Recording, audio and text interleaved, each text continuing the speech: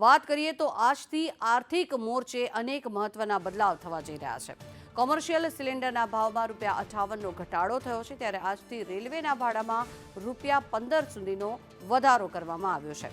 જોકે જનરલ કેટેગરીમાં 500 કિલોમીટર સુધી ભાડામાં કોઈ જ વધારો નથી કરાયો, ત્યારે રેલવેના તત્કાલ બુકિંગ માટે આધાર કાર્ડ ફરજિયાત કરવામાં આવ્યું છે। આ ઉપરાંત પાન કાર્ડની અરજી માટે આધાર કાર્ડની વિગતો આપવી ફરજિયાત છે।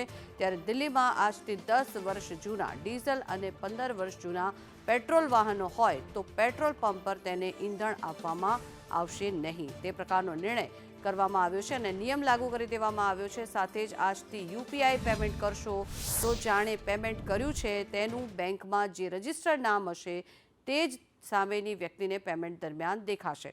તો આઈસીઆઈસીઆઈ સહિતની કેટલીક બેંકોએ મેટ્રો શહેરમાં એટીએમ ટ્રાન્ઝેક્શનની મફત મર્યાદા 3 અને મેટ્રો સિવાયના શહેરોમાં 5 ટ્રાન્ઝેક્શનની મર્યાદા લાગુ કરી છે।